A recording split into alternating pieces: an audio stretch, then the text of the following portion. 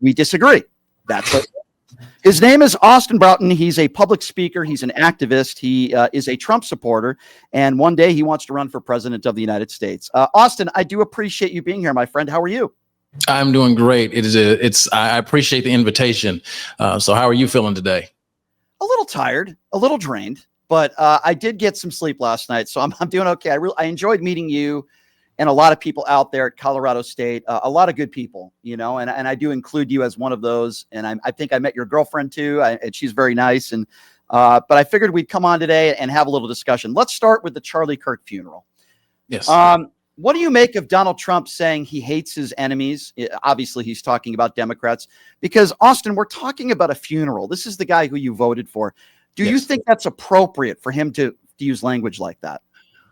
I think it's very important to understand that Trump, he has this tendency to sort of over glamorize the moment and some kind of turn it about himself a little bit. But in that instance, I think he was making a joke when he said, you have to love your enemies, but I don't like my enemies. I don't want the best for my opponents. I'm sorry, Erica. He's probably looking down on me right now, probably upset about that, to quote him exactly. So I think in that instance, he was making a bit of a joke. He was trying to kind of lighten the mood a little bit. So I don't really put too much stock in that particular statement. I think he was trying to lighten the mood in that. Do you think lightening the mood is saying you hate half the country? Because I guess respectfully, I disagree with you on that. I don't think what Charlie Kirk literally, we can agree, he was murdered from political violence, right? This was one crazy lunatic individual. We both agree it was horrible. Yeah. So do you think it's appropriate when Charlie Kirk is lying there with a bullet through his neck, he's dead, and now Donald Trump is saying he hates half the country, even if you think that was a joke? And by the way, I disagree with you. I don't think it was a joke. I think he actually means that. I think he has a lot of hatred in his heart. Isn't that part of the problem and why we're here? Well, that would be part of the problem if Trump was being serious. I don't think. I'm looking at his body language. I'm looking at his tone. I'm looking at him saying Charlie's probably up there, not happy with him right now. I think he was definitely joking in that instance, but I don't think. Even if he was joking, do you think that's appropriate at a funeral? Well, we can argue about what's appropriate or not. I don't think it was maybe it wasn't the best time. But I think that he was, once again, I do highlight the fact that the president was trying to lighten the very somber mood. I mean, it was a celebration of life. Charlie has had his private funeral. Charlie's laid to rest now. And I think that what is important for the country is to try to make the best of a bad situation, a horrendous situation. And you think Trump is doing that? You think Trump's showing leadership and bringing the country together? Well, I think that the entire country and the massive amount of outpouring of support that was there for Charlie at that rally, I think it was a very, very good display. Okay, I'm sorry to interrupt you, Austin, but I'm specifically talking about the president. I understand that there are people out there that want to bring the country together. I understand what you're saying, and I agree with that. There are people out there that are doing that. But you're a Trump supporter. Do you think Donald Trump, over the course of the last week and a half, attacking the radical left, saying he hates his opponents, whether you think it was a joke or not, do you think the leader of the free world is actually showing leadership, lowering the temperature, and bringing the country together?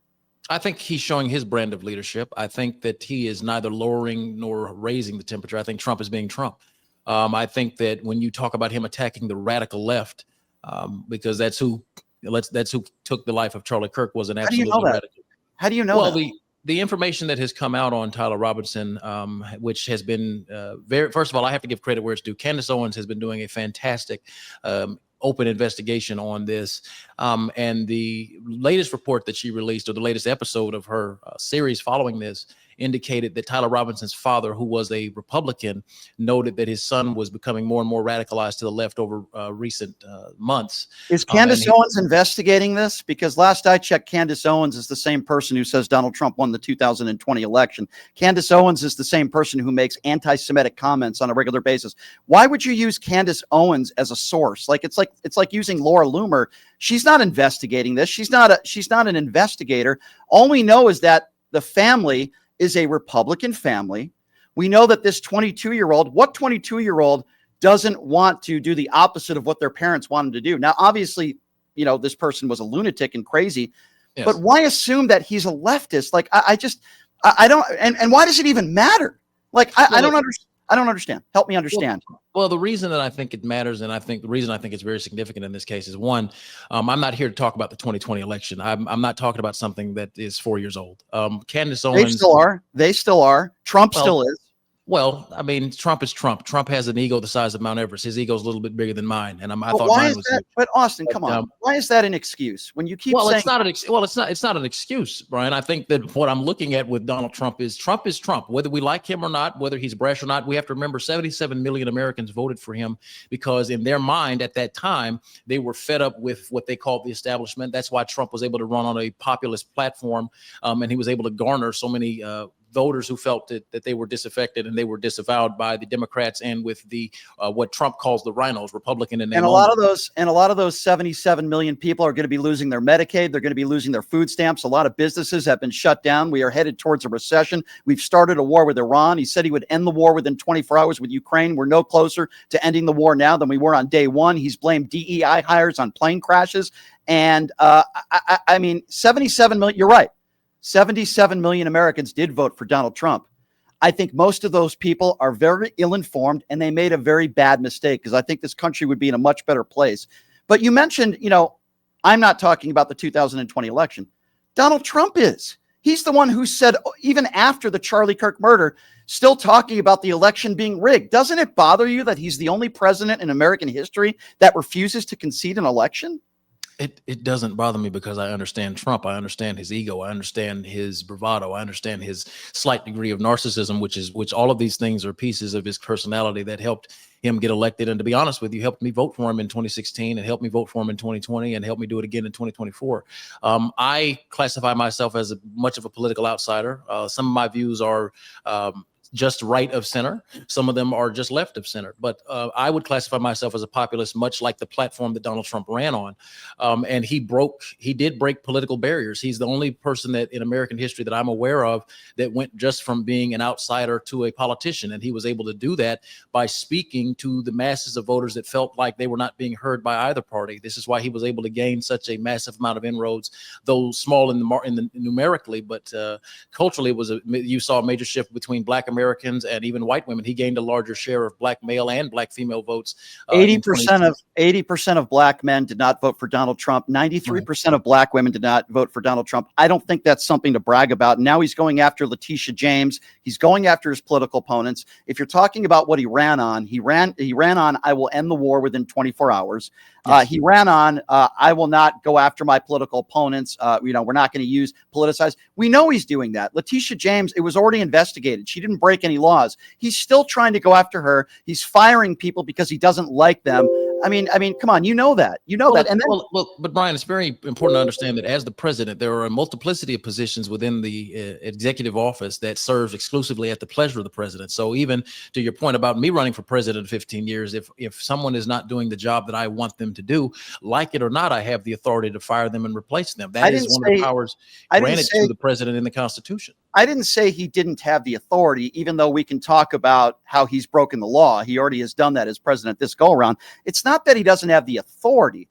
It's that he's weaponizing this system to do so. You know that. And that's why he's sending the National Guard to DC, sending the National Guard eventually to Chicago. He's talking about Baltimore, all run by mayors who look like you. You just think that's a coincidence? No, I don't think it's a coincidence. I actually think it's a tragedy. The fact that some of the highest crime rates in these cities are being run by mayors that look like me is horrendous. I think it's absolutely ridiculous, in fact, that in the city of Chicago, it has one of the highest murder rates in this country. And no.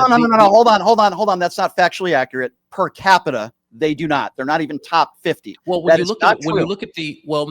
capita, when you look at the rate at which it affects Black men and Black boys and Black girls, per capita, it's still the highest because I care about primarily.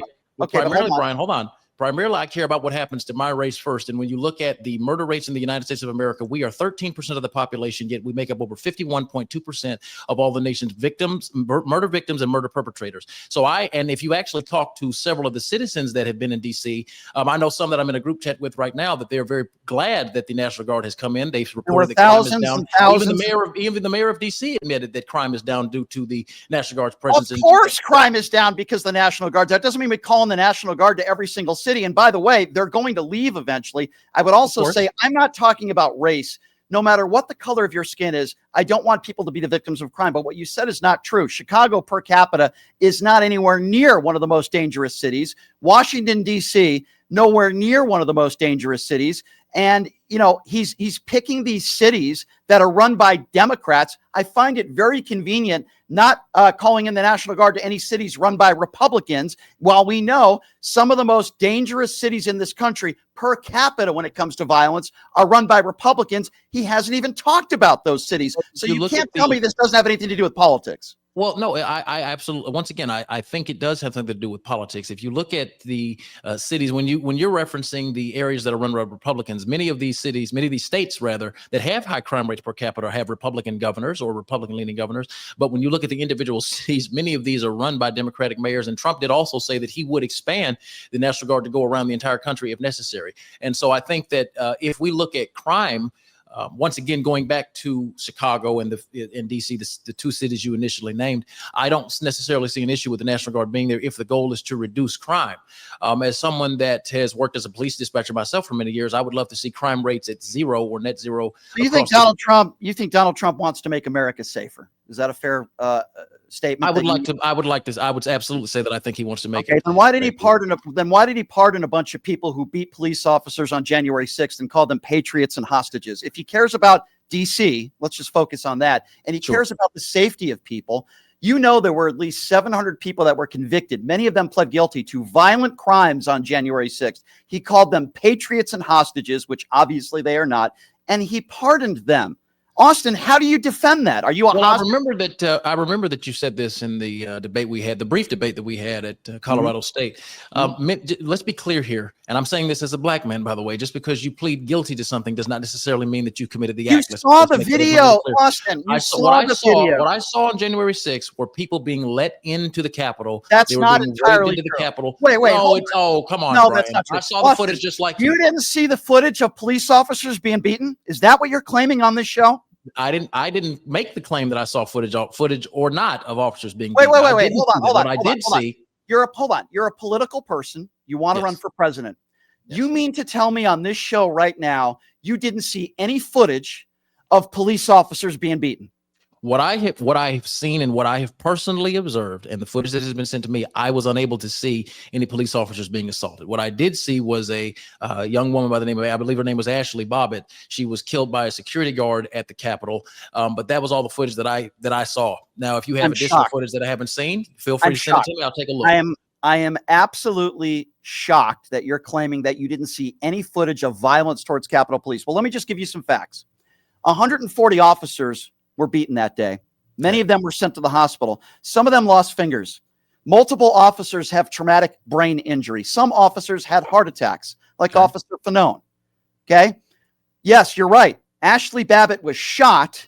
It was investigated, and it was declared that officer did not break the law in doing so. There were some people that were let in, a small minority of those people, because and by the way, we learned this on the commission, that when you have 200 to 300 people that are trying to get in somewhere where they don't belong, and you have one or two officers that have guns, they have one of two choices, and they testified about this.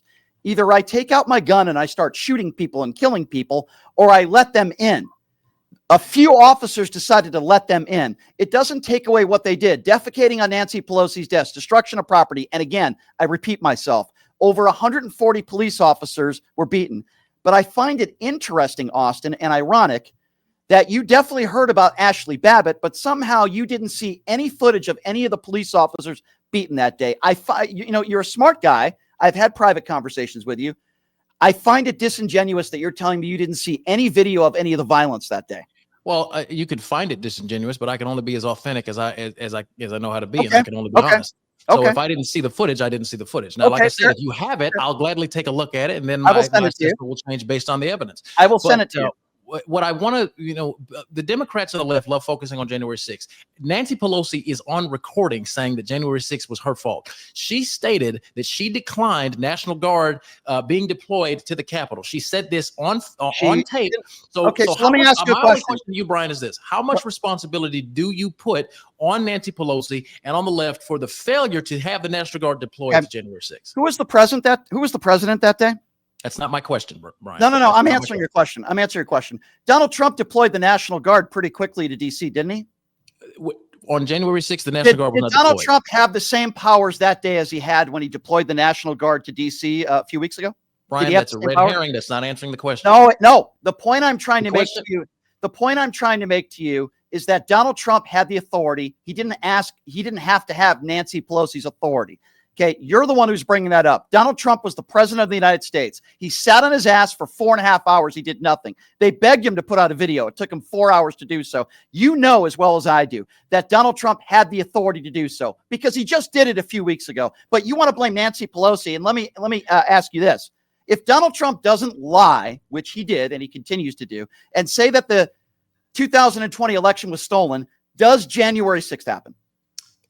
You could make the argument that January 6th doesn't happen. I think you could. Yeah, I think you could. However, once again, I'm not the focus on January 6th and the focus on the 2020 election indicates that the left simply wants Trump to concede something that he refuses to concede. He would not concede it on MSNBC. He would not concede it in any interview that he's done. And I don't think that I essentially think you're beating a dead horse and barking up the wrong tree if you think that you're going to get a man with the ego the size of President Trump's to argue or agree that he lost the 2020 election.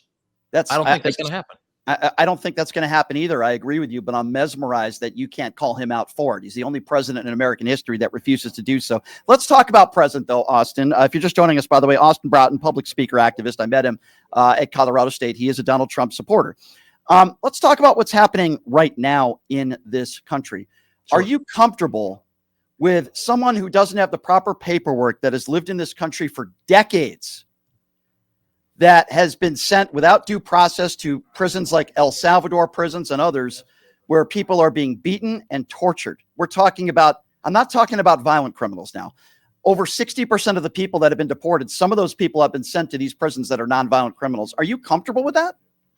I'm not comfortable with them being sent to prisons if they're nonviolent criminals. No, I'm not comfortable with that. What I am comfortable with, however, is getting those that have come over to this country illegally, getting them out and forcing them to go through the proper process. I don't care how many years you've been here, because what that does is it circumvents and it undercuts those immigrants that have followed the proper procedures and followed the proper protocol. It's a very costly thing, Brian, to move to the United States from a foreign country. It costs anywhere from $2,500 to sometimes upwards of $5,000 per individual to come to the country. So for those that do come over to and cross the border illegally, while I'm not for them going to prisons where they would be harmed or tortured, I am for getting them out of the country. Let me ask you this. In addition to that, there are about 37 Venezuelan parents right now that were successfully deported. They are in their homelands, and there are multiple Democratic lawmakers preventing their children who are still here in the United States from being returned overseas to be with their parents. Now, as a member of the left, what would you say to that? Okay, so just to be clear, I'm not a member of the left. I'm a registered independent who didn't vote for Barack Obama or Hillary Clinton. I'm very anti-Donald Trump. So just to be clear on that, I'm not a member of the Democrat Party. Number two, I'm very uncomfortable with families and mothers and fathers that have never committed a violent crime in their life being ripped apart from their families. I'm very uncomfortable with what Tom Homan is doing, and I'm going to go further with Tom Homan in a moment. Arresting people and tackling people in front of courtrooms is absurd. Barack Obama deported a lot of people. They weren't gloating about it. They weren't bragging about it. They weren't happy about it. They certainly didn't have Dr. Phil there with a microphone making a spectacle about it. They had some human decency. The Tom Homan, and by the way, that's another thing I wanted to bring up with you. Tom Homan, part of an FBI investigation where they basically trapped him in a video of literally taking a $50,000 bribe. The Trump administration will not release that video. They closed the case. The Trump administration will not release the Epstein files. How could you be okay with that? You must not have heard me when I was at the debate. I'm not okay with him not releasing the Epstein files. That is probably one of the glaring red marks that I would give Trump on his administration. I have stated repeatedly that I think that the Epstein files should be released. I think Pam Bondi lied. I want to release them. Why won't he release? Because I think that the primary reason that the Epstein files will not be released is because it would destabilize the entire geopolitical power structure if a large slew of American celebrities, American politicians, and American businessmen were found to have been engaging in sexual activities with minors on an island. I think it would destabilize the entire geopolitical sphere. I want it released because I want criminals brought to justice, Brian. So, Austin, we agree on this. I want it released as well. Could it be possible that the guy who was once best friends with Jeffrey Epstein, who we know was on the Epstein flight log at least 7 times, who we know sexualized his own daughter, who's seen in parties with Jeffrey Epstein, the Wall Street Journal reports that he is all over the Epstein files. Kash Patel would not answer the question under oath. Did you tell Pam Bondi that Donald Trump is in the Epstein files? Kash Patel wouldn't answer it. He was asked about it 8 times. We know what the answer is. Isn't it possible, Austin, that you voted for a guy who is in the Epstein files who might be a pedophile? No. The reason it's not possible, I'm going to tell you why. The reason it's not possible, Brian, is because if Donald Trump was in the Epstein files, there is no way. If he was in the Epstein files, not just in the flight logs, I highly believe, and in fact, I guarantee, I'd be willing to bet everything I own on it, that the Democratic establishment at that time during the election would have released that information. They were under seal. They were under seal. Hold on.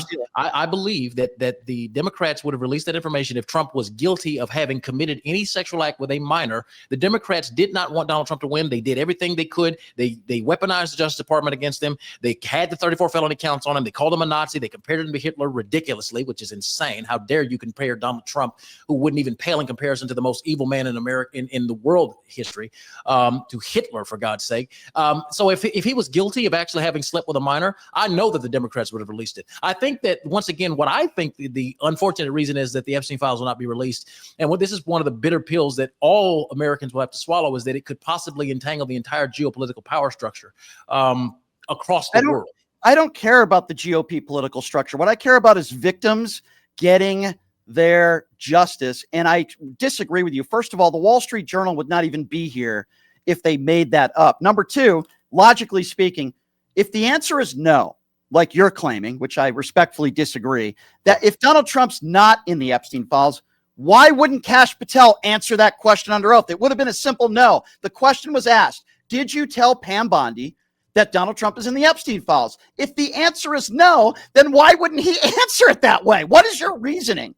I can't speak to why Kash Patel didn't answer the question directly. It was already stated that Pam Bondi. It was already stated that Pam Bondi informed President Trump that he was listed in the Epstein files. We know full well, to your point, that Trump was friends with Epstein at one point, but we also know that Trump kicked Epstein out of Mar-a-Lago when he was informed that he found out there was sex trafficking going on there, and he took one of his women or teenage girls from Mar-a-Lago, and they claimed that they took her to a spa, where that was a lie. Epstein never had a spa. That's why they stopped talking. I believe there was sex trafficking going on at Mar-a-Lago.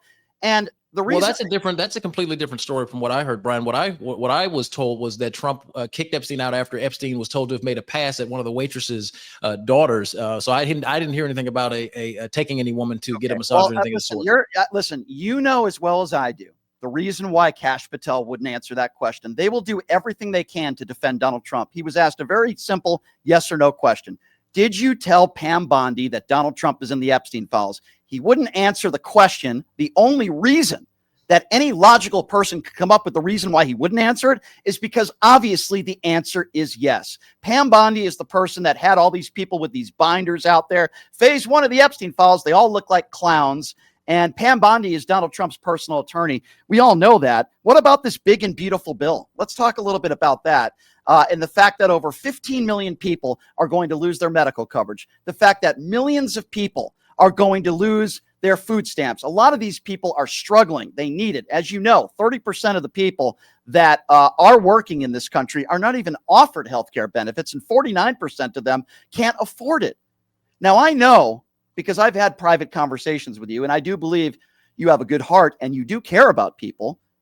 How could you be okay with all these people losing their medical coverage? So for the medical coverage piece, it's very important to note that in the big, beautiful bill, there are exceptions granted to people that cannot work, that do have pre-existing medical conditions where they can maintain their Medicare benefits for some time. And the work requirement is somewhere between 20 to 30 hours a week for everyone else that wants to maintain Medicare benefits. So everyone's not losing their Medicare. That's actually not 100% accurate. I didn't say everybody, Austin, but what I did say was millions of Americans. So yeah, to those millions of Americans, that are currently getting Medicare that would have it cut off if they did not work, there are medical exemptions. There are exemption clauses they can gain access to if they fill out the proper forms and the proper paperwork. But Austin, 30% of people that are working in this country are not offered health care benefits, and half of them can't afford it. There's millions of people in this country that are working, Americans that are working much more than 20 to 30 hours a week, that rely on that medical coverage. And in this big and beautiful bill, it doesn't protect those people. Again, even Republicans have admitted over 15 million people are going to lose their medical coverage, while the biggest tax breaks for the top 1% in the history of this country are in this bill. You can't be okay with that. Well, I'm not. I think I told you when we were having the conversation in Colorado that I think that it is unfair that the largest tax cuts went to the top 1%. However, Donald Trump, we also must acknowledge that Trump did keep his promise with no taxes on tips, no tax on overtime up to $10,000, with a cap of 25 no tax on Social Security. With a cap of $25,000, and their taxes will go up. So in essence, they're not making more money by keeping your the taxes. But if you want to talk about promises, back in 2016, did you vote for him in 2016? By the way, I voted for him every time he ran. Okay, when he said he was going to build a wall and Mexico's going to pay for it, how did that work out? Well, he did get the wall built, and Mexico paid for a portion of the wall. How much of the wall was built? I'm not sure the exact 7%. 7%. So no, the wall wasn't built. 7%. He also said he was going to hire a special prosecutor to go after Hillary Clinton. How did that work out? Well, he didn't, because he changed his mind. He said, I didn't want to do that to the wife of a former president. So he actually showed a little bit of class there. Or maybe it could have been there wasn't. He showed a little bit of class with the Hillary Clinton piece. Or no? No, because I believe that. Well, here's why. This was the next question I was going to ask you. Maybe there wasn't any sufficient evidence that she could have been prosecuted, because the FBI did investigate her. By the way, she testified under oath. She deleted it, like multiple thousands of emails. Okay, so if you want to give, not what you know, it's what you can prove. You can't prove it. There's no point in prosecuting. Well, exactly. That's my point. So my point is, he probably didn't have enough evidence, but he made those claims so that he could become the president of the United States. He did promise on the campaign trail that he would end the war within 24 hours. How did that work out? Well, it didn't work out. He went on. He did try to make a deal, and we're not going to act like Israel didn't break the ceasefire immediately after Trump signed it, which is why he had the balls to go on Fox News and say you have two countries that are fighting so long and so hard that they don't know what the they're doing. So I think that we have to be honest. Trump did attempt that, but Israel went and did something that they were not supposed to do based on the confines of the agreement that was made between Israel, Trump, and Iran. Okay, so I'm not going to blame the entire Middle Eastern conflict exclusively on the president of the United States. I think that does a disservice to Trump. Okay, so we can talk about Iran. I'm happy to do that with you and talk about Israel. We might agree on this. But Trump is the guy that ran on the fact that he would end the war in Ukraine in 24 hours. He said, all I have to do is pick up the phone. What's happened since then? No sanctions on Russia, none. He rolled out the red carpet for Vladimir Putin. Putin, President Xi, and Kim Jong-un are having meetings, private meetings, and Trump even openly admitted they're working against the United States of America. He's called Zelensky a dictator, and he said Ukraine started this war. How can you, I keep saying this, how can you be okay with that? Well, because Trump did make an effort to end the war. Now, Trump cannot control the second largest superpower on the planet in Vladimir Putin. Then why would he say that? Then why would he run and I would end the war in 24 hours? Well, for the same reason that Barack Obama said, we're going to end the war in Iraq and we're going to bring our troops home because we're going to bring change to America. Yet immediately upon him entering office, he sent 53,000 more troops overseas the second that he got in. So presidents often make promises, and sometimes the execution does not follow the political rhetoric. And that's just, we have to be honest about American politicians. Trump is one of the few presidents that has at least attempted to keep some of his promises, but this is America. This is global politics. You can't always keep your promises to the best of your ability. You can try, but I don't see all of the same rhetoric or the same vitriolic accountability measures being used when it's a Democrat in office. Once again, Barack Obama made the claim that he would end the war in Iraq and sent multiple thousands of troops over as soon as he got in. He increased the deficit by billions of dollars as soon as he got in. And the fact is, you care about increasing the deficit, then why don't you talk about Donald Trump in 4 years raising the deficit to $8.2 trillion? If you really care about the deficit and you want to talk about Republicans, we know that Republicans raise the deficit on average 3 to 4 times more than Democrats do. So if you care about the deficit, you're going to lose that argument. Trump is killing the economy. No, that has nothing to do. The unfortunate reality is that we live in a fiat-based currency system, and so the unfortunate truth is it doesn't matter who's president, the deficit will always continue to increase because the Federal Reserve loans every dollar that we have to us. Right, but you're debts attached to it. So I'm not going. What I'm saying is that Barack Obama also ran on the platform of trying to end the deficit. So did Joe Biden. No president since the Federal Reserve is coming to existence has been able to stop the deficit from being on a rise. So I'm not going to hold that actually specifically against the president. However, when they make claims that they'll end it, knowing that it's an impossibility because debt is literally built into the American economic system, that's not one that I hold against them until they start saying, well, we're going to do this and end the deficit, when it can't be done unless a massive restructuring of the Fed takes place. Austin, who was the last person to end his presidency with a surplus? Was that a Republican? Bill Clinton ended with a budget surplus, but the United States national deficit was still in the trillions of dollars. The United States has not been debt free since Andrew Jackson shut down the last Federal Reserve, last central bank that preceded the Federal Reserve. People love to say, "Oh, Clinton got us debt." No, he had a budget surplus. There was still a deficit at the national level. Okay, the point that I was trying to make is if you're talking about a surplus and you're talking about presidents and you want to put on average Republicans and Democrats, Republicans get us much further in debt than Democrats do. But, what was your biggest issue with Kamala Harris policy-wise? Why didn't you vote for Kamala Harris? The Inflation Reduction Act and her inability to be authentic. That was Joe Biden. She was the vice president. She was the tie-breaking voat. Yeah, but I understand that. The tie-breaking vote passed that, and it increased inflation by. It's what led Biden's inflation to end at 4.64%. And you think tariffs are the answer? I think tariffs is a part of it. I think that what I would like to see Trump do is do what he said he would do when he first got in, take an audit of Fort Knox, take a look at and examine how much gold is actually in those vaults. And I would love to see HR 2435 passed under the Trump administration, which would actually reinstitute the gold standard. That bill is still on the House floor right now. It just hasn't been debated yet. No. I would love to see Trump pass that bill. If his administration did it, I think inflation would be tackled immediately. Why is it, Austin? Now we can continue to talk about Kamala Harris, and I'm happy to do that with you and your criticisms. But we have a short period of time here. Why is it that after, and I'm happy to have you back on. Why is it that after every school shooting in this country, we hear from MAGA Republicans thoughts and prayers? They talk about transgenders. They talk about banning books. They talk about drag queen reading. But when it comes to guns in this country, and by the way, we have almost more guns than any other country in the world. We also have more gun violence than almost any other country in the world. Republicans say more guns make us safer. The fact is that they don't.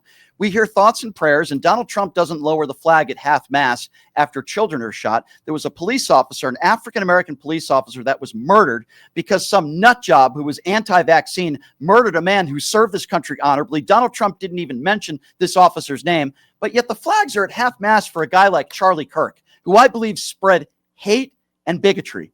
Why don't Republicans ever talk about gun control and lowering the temperature? Why is it after all these mass shootings, I never hear any solutions by Republicans? I think that there have been solutions proposed by Republicans. Donald Trump has always stated he was in favor of universal background checks. We must also remember that Donald Trump is the president that banned bump stocks after the horrendous shooting. And then they overturned that. And then they overturned that. And he changed his mind on that after he met with the leader of the NRA. So that's not true. After the October 1 shooting, he did ban it. That doesn't mean he can't reverse his decision, but he did ban bump stocks after that incident. That doesn't take away a president's ability to change their mind or change a policy. Yeah. But the real issue here, Brian, that I would like discussed is you look at these, mass shootings. Well, let me address Charlie Kirk first. The reason that Charlie Kirk got flags flown at half staff is the same reason that other notable figures have had the same sort of treatment. Charlie Kirk was a notable figure. That does not discount or take away the horrendous tragedy that happened to those children. But the reason that he got it was because Charlie Kirk had made a major impact. I would imagine that if your platform gets large enough, mine gets large enough, and something horrendous occurs to us, that whatever politician we may have sided with or may have voted for, it wouldn't surprise me if they granted us the same honor. Was it notable when a woman who was an elected official and a Democrat was murdered in Minnesota, her and her husband, clear political, and then Donald Trump didn't even know that it happened? He claimed that he didn't even know her name. Isn't that kind of notable when a Democrat politician gets murdered because of her political affiliation? Not only did he not lower it at half staff, but he claimed he didn't even know it happened and didn't know her name. Is that acceptable to you? No, that's not acceptable. I think that you should treat lawmakers all the same, but there was also some information coming out that was suggesting that she was not murdered by a Trump supporter. There was some information stating that person did not vote for President Trump, but that doesn't matter. I would like to see the same. I would like to see lawmakers, regardless of political party or political affiliation, honored the same way. But I think that one of the reasons Trump gave Charlie Kirk such high praises, such high marks, and had the flags flown at half staff is because without Charlie Kirk, Donald Trump doesn't gain such a large majority of the vote. I agree. I agree with what you just said. Only if it benefits Donald Trump. If it benefits Donald Trump, he will lower the flag at half-mast, because I agree with you. Charlie Kirk was probably a big part of Donald Trump's victory. But if you're a Democrat or somebody that is anti-Trump, no matter what you do, you could be a John McCain, you could be a Powell, no matter what you do, if you don't help Donald Trump, you said it yourself. That's why we should probably end the interview on something that we actually agree on. I agree with you.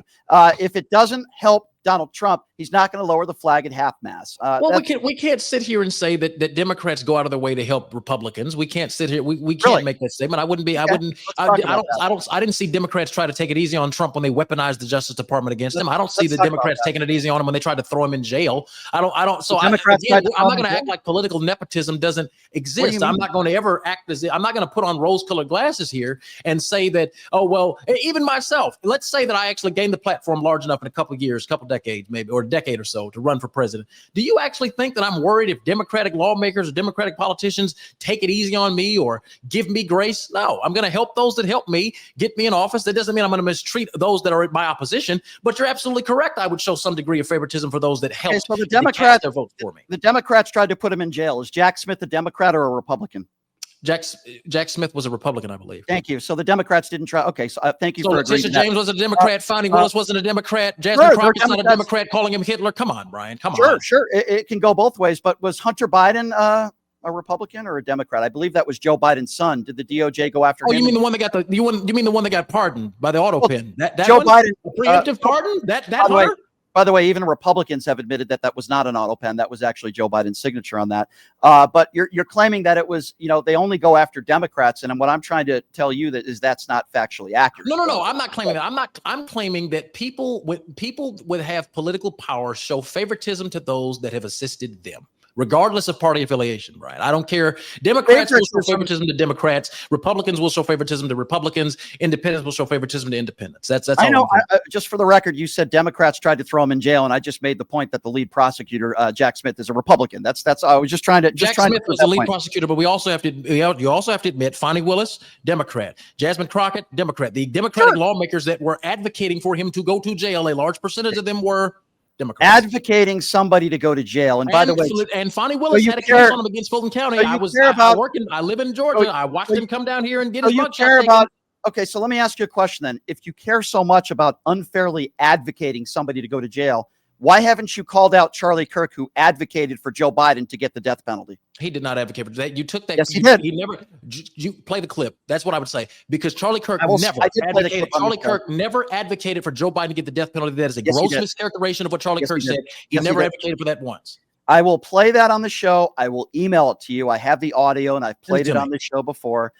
Charlie Kirk advocated for Joe Biden to get the death penalty. But you know what? I will email it to you, and then I would love for you to come back on the show. And it's a good debate, and I appreciate the conversation. And let's do it again, my friend. I appreciated meeting you out there in Colorado, and I'm happy to continue the conversation. Let's do it again. Most definitely, brother. We're going to have to do it some more. I'm sure we'll be seeing each other again at the next UFS tour stop, without question. I enjoyed it, and I posted our debate on YouTube, and it's gotten a lot of comments. So check it out, and I appreciate you being a good sport and having a good spirited debate with me. I do believe that's what the one thing that I certainly have in common with Charlie Kirk, and I think you have that in common with him too, political discourse. Thank you, Austin Broughton. Give out your social medias before I let you go. Yes, sir, absolutely. You guys can find me on TikTok at Real Austin Off Script, on Instagram at Austin Off Script, at YouTube at Austin Off Script. And Brian, this is a supreme honor, brother. I love people that I can have discourse with. Even though we disagree, there's good dialogue, good conversation. We're going to have to do this again. Absolutely. Austin, I appreciate your time. Thank you very much. Thank you, my brother.